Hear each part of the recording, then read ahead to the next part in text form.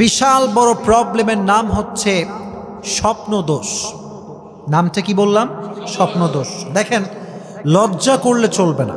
ইসলাম হচ্ছে এমন একটা ধর্ম, ইসলামে আপনার যা যা সমস্যা আছে আল্লাহ সব সমস্যার সমাধান করে দিয়েছে। সুবহানাল্লাহ পড়েন। এখন কথা হচ্ছে যে স্বপ্ন এটা আসলে কি জিনিস? স্বপ্ন এটা কখনো ভালো হয়, এটা কখনো খারাপও হয়, ঠিক কিনা? তবে স্বপ্ন এটা কেমন জিনিস, এটার বাস্তবতা আদৌ আছে কিনা, এটা নিয়ে ইসলামিক স্কলার এবং দার্শনিকদের মাঝে মতামত রয়েছে, একটা ভিন্নতা রয়েছে, মতপার্থক্য রয়েছে। দার্শনিকরা বলে যে স্বপ্নের কোনো ব্যাখ্যা নাই, স্বপ্নের কোনো এক্সপ্লেনেশন নাই। আর ইসলামিক স্কলাররা বলেন স্বপ্নের একটা ব্যাখ্যা আছে না নাই, স্বপ্নের একটা অর্থ আছে না নাই। আল্লাহর হাবিব সাল্লাল্লাহু আলাইহি ওয়াসাল্লাম বলেছেন স্বপ্ন হচ্ছে 3 প্রকার। স্বপ্ন কয় প্রকার? জোরে কোন কয় প্রকার? কিছু স্বপ্ন ভালো স্বপ্ন আছে, যে স্বপ্নগুলো ভালো হয় এটা হচ্ছে রুইয়ায়ে সালেহা।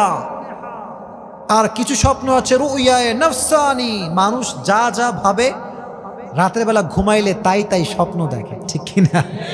আর কিছু স্বপ্ন আছে রুইয়ায়ে শয়তানি, যেই স্বপ্নগুলো শুধুমাত্র শয়তানের পক্ষ থেকে আসে। বেশিরভাগ মুহাদ্দিসিনে ইকরাম লিখেছেন যে স্বপ্ন দোষ যেটা যুবকদের বেশিরভাগ সময় হয়ে থাকে, এটা ভালো স্বপ্ন নয়, এটা শয়তানের পক্ষ থেকে আসে, ঠিক কিনা? প্রিয় ভাইরা, এটা খুবই একটা সেনসিটিভ ইস্যু। অনেকে মনে করতে পারেন যে হুজুর এ বিষয়ে কথা বলছেন, লজ্জা লাগছে। না, লজ্জার কোনো কারণ নাই। এটা আপনাকে জানতে হবে, বাঁচতে হলে জানার দরকার আছে না নাই? এই স্বপ্ন দোষ এটা শুধুমাত্র ছেলেদের হয় না, মেয়েদের হয়। এটার এই সমস্যাটা সবাই সম্মুখীন হয়, ঠিক কিনা? এখন দেখেন প্রিয় ভাইরা, ইসলামের কিছু সলিউশন আছে। ইসলামকে প্রত্যেকটা পর্যায়ে আপনার জানতে হবে, ঠিক কিনা? দেখেন প্রিয় ভাইরা, এটা কেন হয় এর কিছু স্পেসিফিক রিজন আছে, কারণ আছে। আপনারা শুনবেন তো সবাই ইনশাআল্লাহ? দেখেন, এটা খুব খারাপ একটা জিনিস। ইভেন অনেক যুবক আছে যাদের এই সমস্যার কারণে ফিজিক্যালি তারা অনেক বেশি অসুস্থ হয়ে পড়ে। আমি আমার নিজের চোখে অনেককে দেখেছি যাদের এই সমস্যার কারণে তারা অনেক প্রবলেম ফেস করেছে। ইভেন তারা এতটা বেশি রোগী হয়ে গিয়েছে যে পুরো বছরটায় তারা পড়াশোনা করতে পারে নাই। আল্লাহ সবাইকে এই সমস্যা থেকে, রোগ থেকে বাঁচায় দিক। আমিন। কেন হয়? একটা কারণ আছে। কয়টা কারণ? একটা কারণ। দেখেন, আমাদের এই পুরো বডিটা যে জিনিসটা কন্ট্রোল করে এটার নাম হচ্ছে হরমোন। এটার নাম কি? হরমোন। হরমোন এটা এমন একটা জিনিস, যখন আপনি ঘুমিয়ে যান তো আপনার সব কিছু ঘুমিয়ে গেলেও হরমোন কিন্তু ঘুমায় না, ঠিক কিনা বলেন?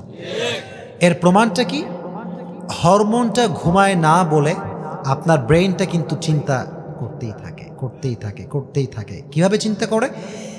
যেই যুবকটা সকাল থেকে নিয়ে রাত পর্যন্ত বাজে অশ্লীল ভিডিও মোবাইলে দেখে, যদি আমি স্পষ্ট ভাষায় বলি, পর্নোগ্রাফি যেই যুবক দেখে, ব্লু ফিল্ম যেই যুবকটা দেখে, এই চিন্তাগুলো ব্রেইনে বসে যায়, এটা ভেতরে বসে যায়।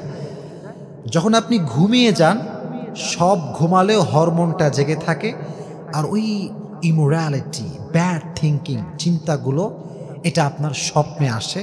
যেই নারীকে আপনি সারাদিন দেখেছেন ওই নারী আপনার স্বপ্নে আসে। এই সমস্ত বাজে চিন্তার কারণে বেশিরভাগ যুবক স্বপ্ন দোষের মতো এই খারাপ জিনিসের সম্মুখীন হতে হয়, ঠিক কিনা বলা?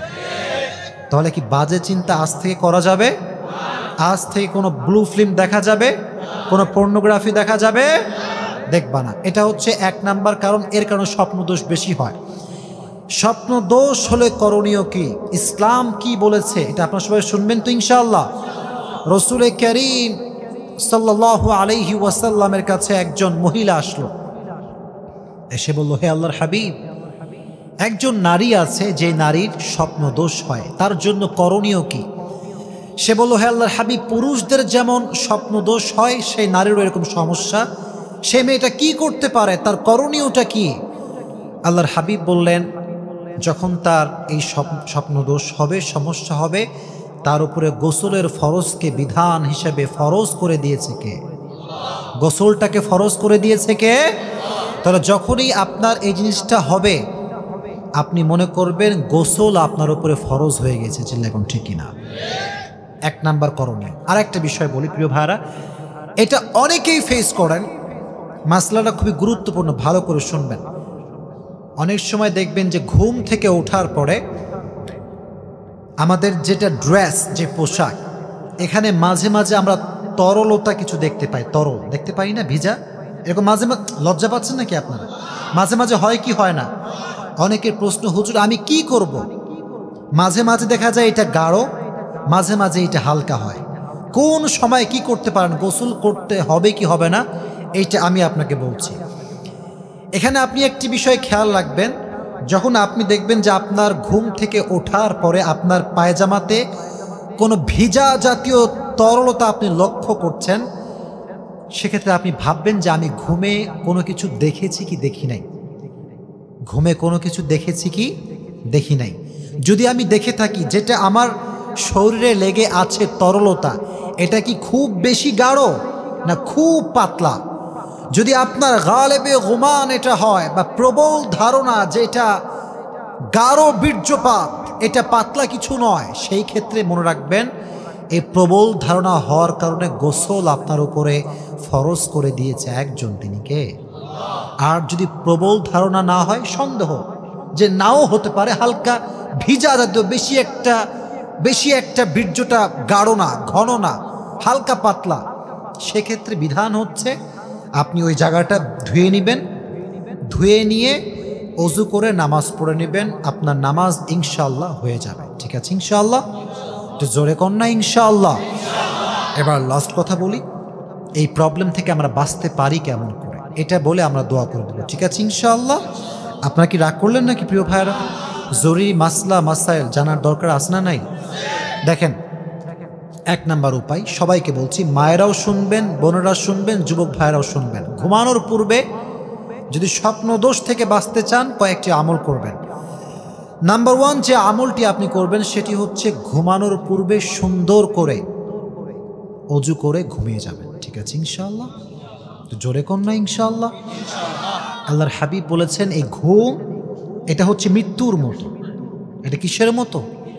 ঘুমালে মানুষ, মৃত্যু হলে যেমন কিছু টের পায় না, ঘুমাইলেও কিন্তু মানুষ কিছুই টের পায় না, ঠিক কিনা?